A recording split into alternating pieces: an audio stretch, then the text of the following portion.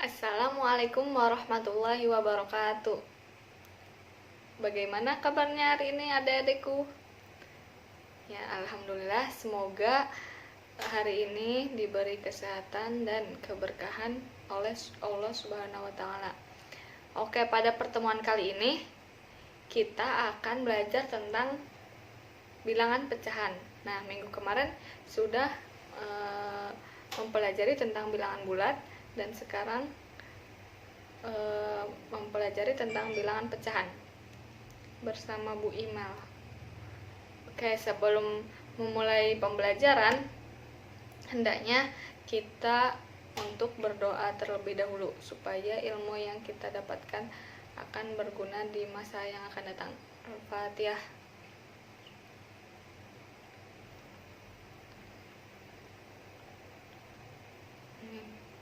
Kemudian sebelum belajar juga tentunya kita harus menyiapkan alat tulis pulpen maupun buku.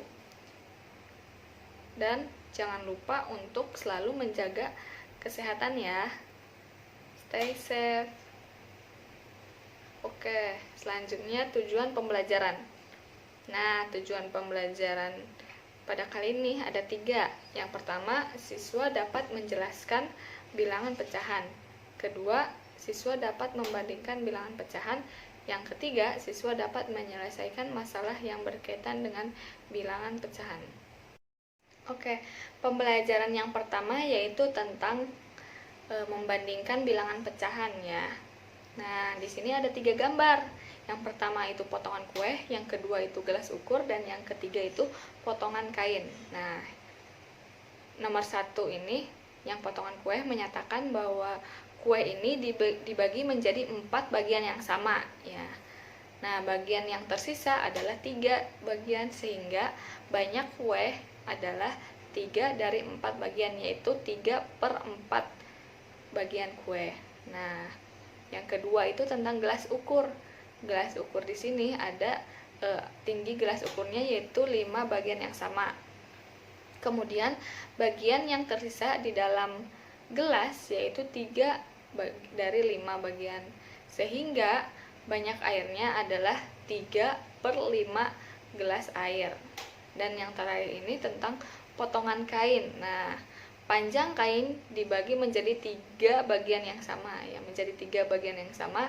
Panjang kain yang tersisa adalah 2 dari 3 bagian. Nah, sehingga panjang kainnya yaitu berapa? Ya, benar, 2/3 ya bagian kain. Kemudian selanjutnya yaitu tentang operasi bilangan pecahan. Nah, operasi bilangan pecahan ini sama kayak operasi bilangan bulat, ada 4 ya. Penjumlahan, pengurangan, perkalian, dan pembagian ya. Yang pertama ini sama tentang penjumlahan dan pengurangan bilangan pecahan. Nah, apa itu penjumlahan dan pengurangan bilangan pecahan? Nah, di sini penjumlahan dan bilangan pecahan ini memiliki penyebut yang sama. Dapat diperoleh dengan cara menjumlahkan pembilangnya atau yang di atasnya. Yang di bawah itu namanya penyebut, yang di atas namanya pembilang. Sedangkan penyebutnya tetap. Nah, jika pecahan yang akan dijumlahkan atau dikurangkan memiliki penyebut yang berbeda, nah, terlebih dahulu kita harus menyamakan penyebut yang ada di bawahnya. Harus disamakan terlebih dahulu, maka bisa dioperasikan. Nah, sifat-sifat penjumlahan pada bilangan pecahan yaitu komutatif yang pertama sama ya kayak yang bilangan bulat. Yang kedua itu asosiatif. Kalau yang komutatif berarti bagaimana? Ya, yang komutatif itu A plus B sama dengan B plus A. Jadi dibalik ya sama. Yang asosiatif itu A plus dalam kurung B plus C sama dengan dalam kurung A plus B plus C. Tuh. Nah, contoh dalam penjumlahan. Nah, contoh dalam penjumlahan bilangan pecahan di sini ada Nina ya. Nina membeli 1/4 kg buah jeruk, tetapi mengingat teman-temannya akan datang ke rumahnya, ia membeli lagi 3/4 bilangan kilogram buah jeruk. berapa kilogram jeruk keseluruhannya yang dibeli Nina. Yang pertama kan Nina membeli 1/4, kemudian membeli lagi jadi 3/4. Nah, jadi 1/4 ditambah 3/4. Berhubung penyebutnya udah sama 4, maka bisa langsung dijumlahkan ya. Jadi 1/4 plus 3/4 yaitu 1 plus 3, 1 ditambah 3 kan 4/4, 4 dibagi 4 jadi 1. Nah, jadi berat buah jeruk yang dibeli Nina adalah 1 kilogram. Nah, di sini juga ada ya penjumlahan 1/3 plus 2/3 dapat diilustrasikan menggunakan pita. Nah, pita pecahan yang pertama itu 2/3. Berarti yang diwarnai biru yaitu kan 2 bagian ya. Jadi sedangkan pitanya ada 3 bagian. Nah, 2/3 jadi ditambah 1/3. Nah, di sini yang dikasih warna biru kan cuma 1 ya. Jadi 1/3. Nah, jadi berapa penjumlahan? 2/3 ditambah 1/3 jadi 3/3. Nah, di sini ada 3/3 ya. Kemudian pengurangan bilangan pecahan. Contohnya, tentukan hasil pengurangan pecahan-pecahan berikut. Yang pertama, yang A, 5/9 dikurangi 2/9 sama dengan berhubung. Tadi bagaimana penyebutnya ya? Penyebutnya harus sama. Berhubung di sini penyebutnya sama-sama 9, maka langsung bisa dioperasikan ya. Jadi hasilnya 5 dikurangi 2 berapa? 5 dikurangi 2 kan 3 ya. Jadi 3/9. Nah, 3/9 ini bisa disederhanakan lagi. Dibagi sama-sama dibagi atas bawah sama-sama dibagi 3. Jadi 1/3. Yang contoh yang kedua, yang B itu 8 2/5 dikurangi 1 4/5. Nah, ini bilangan campuran ya dinamakan. Nah, jawabnya berhubung penyebutnya juga udah sama, kita bisa langsung dioperasikan ya. Bisa langsung dikurangi. Nah, ini dinamakan pecahan campuran ya kalau gini. 8 dikurangi 1 jadi kan 7, 2 ya, 8.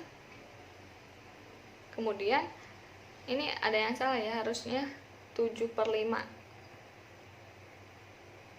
Nah, 8 dikurangi 1 kan 7, kemudian 7 dikurangi 4 kan 3, jadi hasilnya 6 3/5.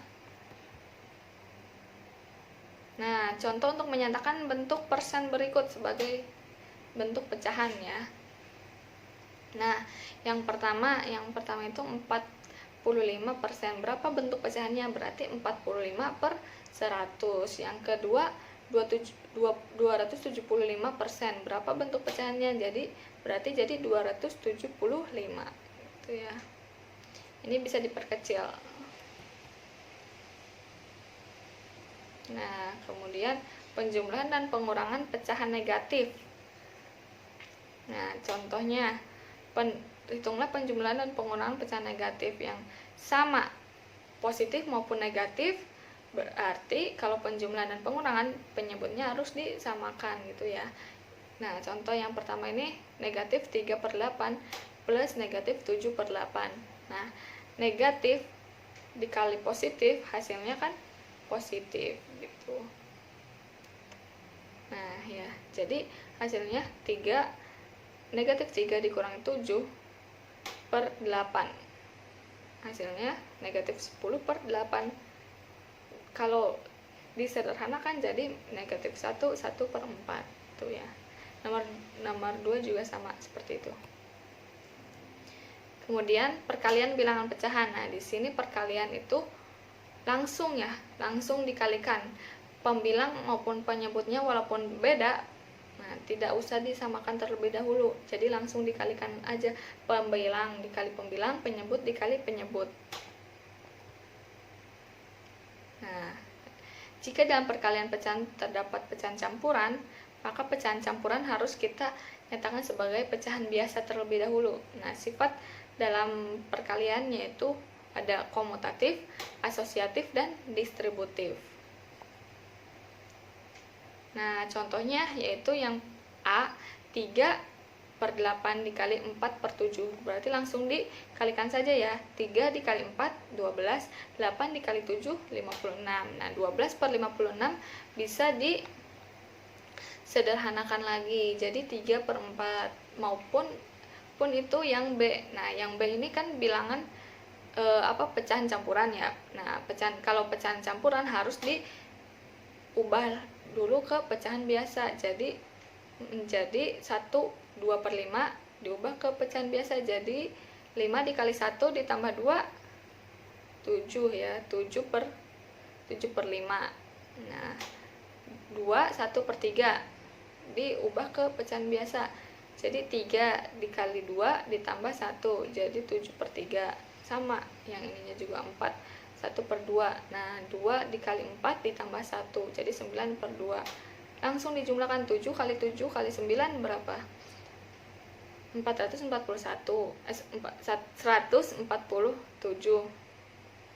Kemudian 5 dikali 3 dikali 2 hasilnya 30 ya. 7 kali 7 kali 9 itu, maaf ya, salah, 441/30. Bisa disederhanakan. Kemudian pembagian. Nah, kalau pembagian untuk sembarang pecahan A per B dan C per D dengan B tidak sama dengan 0 dan D tidak sama dengan 0. Nah, penyebutnya itu tidak sama dengan 0. Berlaku A plus B dibagi C per D. Nah, kita balik nih, A per B dibagi C per D, kita ubah dulu. Kalau pembagian kita ubah dulu menjadi perkalian. Dengan cara gimana? Dengan cara C per D nya itu dibalik ya, jadi D per C gitu. Nah, tentukan hasil pembagian pecahan berikut. Nah, yang pertama ya, yang A itu 3/4 dibagi 5/6. Nah, 3/4 dibagi 5/6. Nah, kita ubah dulu pembagian menjadi perkalian. Dengan cara bagaimana? Dengan cara 5/6-nya kita balik. Jadi 6/5 gitu ya. 3/4 dikali 6/5 hasilnya 18/20 gitu.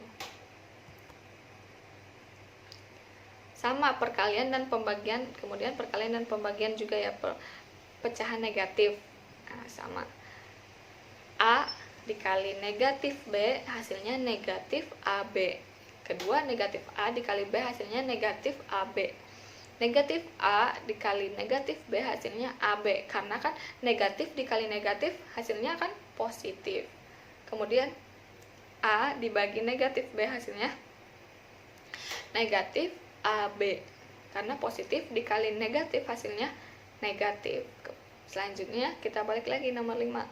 Negatif A dibagi negatif B hasilnya sama juga negatif AB, karena negatif dikali positif hasilnya negatif dibagi positif hasilnya negatif.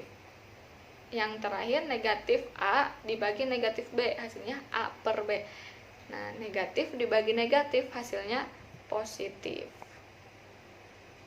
Contoh ya, yang pertama itu negatif 3/8 dikali 2/5 hasilnya. Nah, kita kalikan dulu positif sama negatifnya. Negatif dikali positif, negatif 3/8 dikali positif 2/5 hasilnya kan negatif ya. 3 kali 2 6. Kemudian 8 kali 5 40. Nah, negatif 6/40 kita bisa sederhanakan lagi. Semuanya dibagi 2, atas bawah dibagi 2. 6 dibagi 2 3, 40 dibagi 2 20. Jadi hasilnya negatif 3/20. Selanjutnya, bilangan berpangkat. Nah, yang pertama bilangan berpangkat bulat positif. Nah, pangkat kuadrat atau dua suatu bilangan adalah mengalikan suatu bilangan dengan bilangan itu sendiri. Nah, lebih lanjut, perpangkatan suatu bilangan artinya perkalian berulang dengan bilangan yang sama. Contohnya 2/5 berarti 2 dikali 2 dikali 2 dikali 2 dikali 2 sebanyak 5 kali. Nah, hasilnya 2 pangkat 5 yaitu 32. Nah, yang kedua itu menyatakan bilangan desimal menjadi bilangan berpangkat bulat positif. Contohnya, bilangan desimal di sini ada 59.049. Nah, bilangan pangkatnya 3 pangkat 10. Nah, 3 pangkat 10 itu dari mana? Dari 3 dikali 3 dikali 3 sebanyak 10 kali. Maka hasilnya 59.049. Nah, yang ketiga itu membandingkan bilangan berpangkat besar. Nah, contohnya tentukan bilangan yang lebih besar dari antara 5 pangkat 6 dengan 6 pangkat 5. Nah, 5 pangkat 6 itu 5-nya dikali sebanyak 6 kali. Kemudian 6 pangkat 5 berarti 6-nya 5 kali. Nah, ternyata setelah mengubah menjadi bilangan desimal, nampak bahwa 5 pangkat 6 lebih besar daripada 6 pangkat 5. Kemudian yang keempat, sifat-sifat perpangkatan. Yang pertama, sifat perkalian bilangan pangkat. Maka A pangkat M dikali A pangkat N berarti A M ditambah N. Kedua, sifat pembagian bilangan pangkat. Maka A pangkat M dibagi A pangkat N sama dengan A pangkat M dikurangi N. Yang terakhir, sifat perpangkatan bilangan berpangkat. Nah, A pangkat M dikali N, maka A M kali N. A dikali B pangkat M itu berarti A pangkat M dikali B pangkat M. Materi selanjutnya yaitu tentang KPK dan FPB. Nah, yang pertama pengertian dari KPK. KPK yaitu kelipatan persekutuan terkecil. Maka KPK dari dua bilangan atau lebih adalah bilangan terkecil yang habis dibagi oleh kedua atau lebih bilangan tersebut. Nah, yang kedua FPB, faktor persekutuan terbesar. FPB dari dua bilangan atau lebih adalah bilangan terbesar yang habis membagi kedua atau lebih bilangan tersebut. Kemudian menentukan KPK dan FPB dengan cara faktorisasi prima. Nah, contohnya itu tentukan KPK dan FPB dari 9, 18, dan 36. Nah, 9 faktornya 3 sama 3, 18 dibagi 2 jadi 9, 9 dibagi 3 menjadi 3. Nah, kemudian 36 dibagi 2 18, 18 dibagi 2 9, 9 bagi 3 3. Nah, faktorisasi prima dari 9 yaitu 3 kali 3 berarti 3 pangkat 2. Yang 18 2 kali 3 kali 3 itu 2 kali 3 pangkat 2. Yang ke-36 berarti 2 kali 2 kali 3 kali 3 yaitu 2 pangkat 2 dikali 3 pangkat 2. Kemudian cara pengerjaan untuk menentukan KPK, yaitu dengan mengalihkan semua faktor prima. Jika ada faktor prima yang sama, pilih pangkat terbesar. Jadi KPK dari 9, 18, 36 yaitu 3 pangkat 2 dikali 2 pangkat 2 yaitu 36. Nah, cara mengerjakan untuk menentukan FPB yaitu dengan mengalihkan semua faktor yang sama dengan pangkat terkecil. Jadi FPB dari 9, 18, dan 36 yaitu 3 pangkat 2 yaitu 9. Terima kasih sudah menyimak pembelajaran tentang bilangan pecahan bersama Bu Imel ya. Mohon maaf bila ada salah kata. Wabillahi taufik wa hidayah. Wassalamualaikum warahmatullahi wabarakatuh.